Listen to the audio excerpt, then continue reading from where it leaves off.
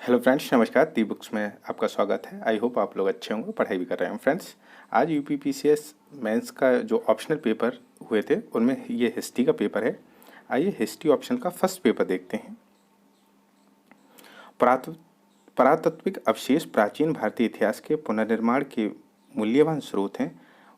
सोदाहरण विवेचन कीजिए। नवपाषाणकालीन भारत के पर्यावरणीय विन्यास सांस्कृतिक विवरण का समीक्षात्मक वर्णन कीजिए। हड़प्पा सभ्यता को नगरीय स्वरूप प्रदान करने वाले प्रमुख तत्वों का वर्णन कीजिए। क्वेश्चन नंबर 2, वैदिक संस्कृत में क्रमशः भौगोलिक विस्तार एवं विकसित होती आर्थिक सामाजिक व्यवस्था को समीक्षात्मक विवेचना कीजिए। जैन धर्म और बौद्ध धर्म का तुलनात्मक अध्ययन करते हुए समानता वाले बिंदुओं का समकालीन समाज पर पड़ने वाले प्रभाव का मूल्यांकन कीजिए। क्वेश्चन नंबर इसमें सी है, क्या मौर्य शासक अशोक के अभिलेखों से उसके शासन के स्वरूप को निर्धारित किया जा सकता है? स्पष्ट कीजिए।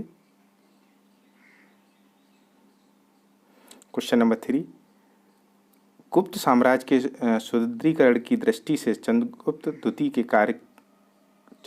के कार्यों का समीक्षात्मक विवेचन कीजिए। गंधार मूर्ति कला की विषय वस्तु का वर्णन कीजिए। समकालीन इतिहास पर वे क्या प्रकाश डालते हैं? व्याख्या कीजिए।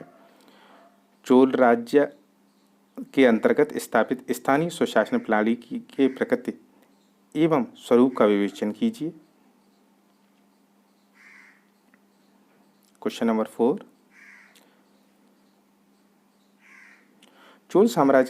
चोल साम्राज्य विस्तार की दृष्टि से राजेंद्र चोल फर्स्ट के सैन्य अभियानों का समीक्षात्मक विवेचन कीजिए।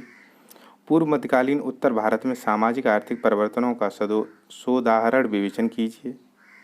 प्राचीन भारतीय गणराज्यों का शासन स्वरूप उसके पतन के लिए उत्तरदायी है, वर्णन कीजिए।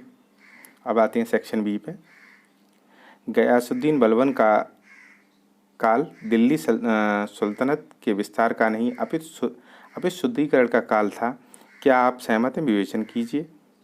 भारतीय इतिहास में सामंतवाद के विकास एवं उसके परिणाम का समीक्षात्मक विवेचन कीजिए।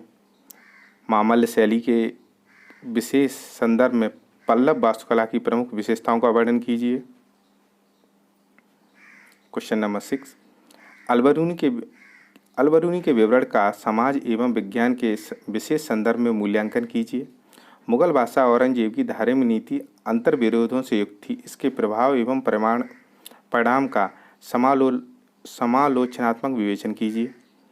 भारतीय धर्म एवं दर्शन में रामानुजाचार्य के योगदान एवं महत्व का मूल्यांकन कीजिए।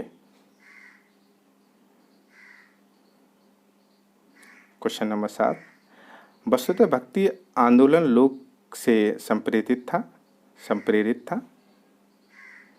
प्रस्तुत कथन के संदर्भ में भक्ति आंदोलन का वर्णन कीजिए। विजयनगर साम्राज्य के प्रशासनिक स्वरूप के प्रमुख तत्वों का वर्णन कीजिए। मुगल कालीन भारत में कृषि और कृषकों की दशा का विवेचन कीजिए। पतनोमुखी मुगल साम्राज्य को अफगान आक्रमणों ने गति प्रदान किया। प्रस्तुत कथन के सापेक्ष में मुगल साम्राज्य के पतन के कारणों का वर्णन कीजिए। समाज, संस्कृति एवं कृषि और अर्थव्यवस्था के विशेष संदर्भ में 18वीं सदी के भारत के इतिहास का समीक्षात्मक विवेचन कीजिए। मुगल कालीन भारत में महिलाओं की स्थिति का वर्णन कीजिए। ये था फ्रेंड्स फर्स्ट पेपर। अगर आप चैनल पर नए आए तो प्लीज़ चैनल को सब्सक्राइब जरूर करें, और अगर इसकी PDF चाहिए तो डिस्क्रिप्शन में टेलीग्राम दिया हुआ है, वहाँ से आप इसको डाउनलोड कर सकते हैं। वीडियो देखने की धन्यवाद। Thank you so much.